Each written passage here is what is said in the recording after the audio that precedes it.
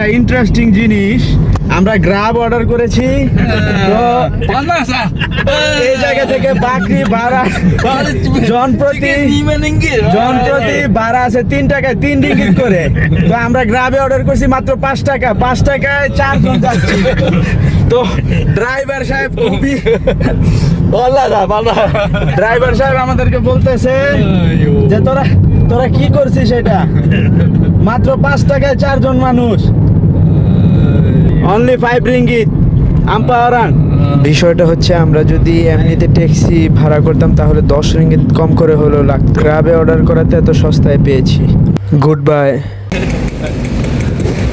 তো উনি বলতেছে যে 4 জন মানুষের এমনিতে তো ট্যাক্সিতে ভাড়া আছে 3 টাকা করে, 12 টাকা।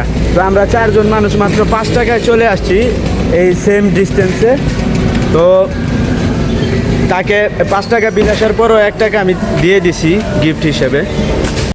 আসসালামু আলাইকুম প্রিয় ভিউয়ার, স্বাগত আপনাদেরকে নতুন আরও একটি ভিডিওতে। তো আজকে আমরা চলে এসেছি মালয়েশিয়ার জহুর অঞ্চলের বাকরি এলাকার প্রত্যন্ত একটা গ্রামের দিকে, মানে মালয়েশিয়ার গ্রামের ভিতরে। এই গ্রামের ভিতরে একটা সুন্দর মসজিদ আছে, তো আমরা সেই মসজিদের উদ্দেশ্যেই চলে যাচ্ছি।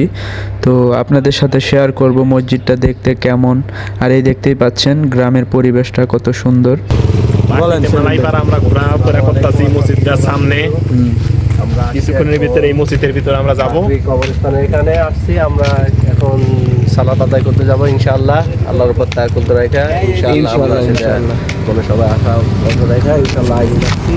আলহামদুলিল্লাহ, আল্লাহ সবাইকে আল্লাহ ইবাদত করে আর দিনের পথে পরিচালনা করার তৌফিক দান করুন। আমিন আমিন আমিন। তো গ্রামের ভিতর দিয়ে হাঁটতে হাঁটতে চলে আসলাম সেই মসজিদের সামনে। তো দূর থেকে দেখে খুবই চমৎকার লাগতেছিল মসজিদ।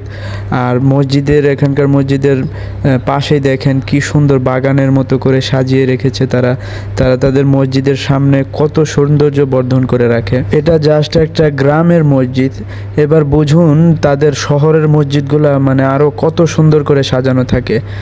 একদিন আপনাদেরকে শহরের মসজিদগুলো দেখাবো। আর আমাদের দেশে এমন সাজানো গোজানো জায়গা থাকলে মানুষ প্রচুর ভিড় করত, প্রচুর মানুষ পর্যটক হিসেবে দূর দূরান্ত থেকে চলে আসতো। কিন্তু এখানের অবস্থা দেখেন, পুরো যেন একটা রেস্টুরেন্ট মসজিদের সামনে এইভাবে তারা সাজিয়ে রেখেছে। তো এখনই যাব মসজিদের ভিতরের দিকটাও আপনাদেরকে একটু ঘুরে ঘুরে দেখাবো।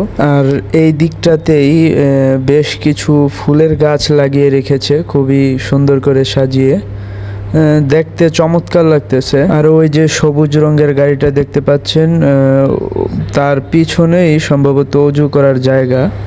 আর আমার ঠিক বাম পাশেই আরও অনেক প্রচুর ফুলের গাছ লাগানো, রাস্তার দুই ধারে দুই সাইডেই সুন্দর করে, এই যে দেখতে পাচ্ছেন কত সুন্দর করে সাজিয়ে রেখেছে তারা তাদের মসজিদের আশেপাশের এরিয়াগুলো।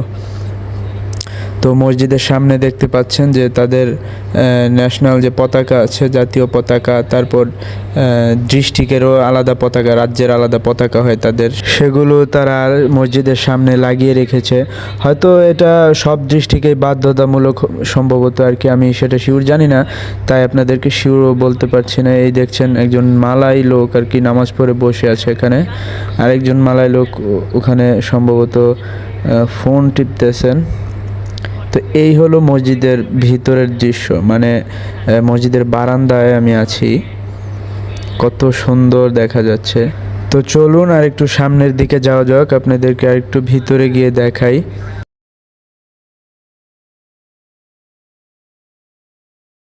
এই সাইডটা আবার কার্পেট দিয়ে সাজানো আর কি, কার্পেট বিছিয়ে রেখেছে তারা, কিন্তু ডান পাশটাতে আবার কার্পেট নেই, জানি না এমন কেন, এটা তারাই বলতে পারবে।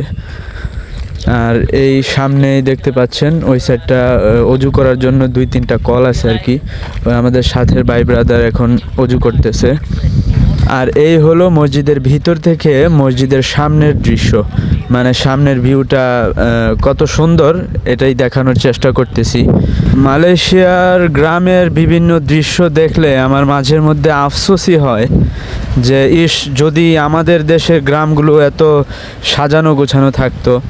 তার মানে এই না যে আমি বলতেছি আমাদের দেশ সুন্দর না বা আমাদের গ্রাম সুন্দর না, আমাদের দেশের গ্রামের মতো সৌন্দর্য হয়তো অন্য কোথাও নাই প্রাকৃতিকভাবে, কিন্তু আমাদের অগোছালো একটা ব্যাপার আছে, তাদের মতো আমরা সাজানো গোছানোভাবে থাকতে পারি না, এটা হলো বিষয়।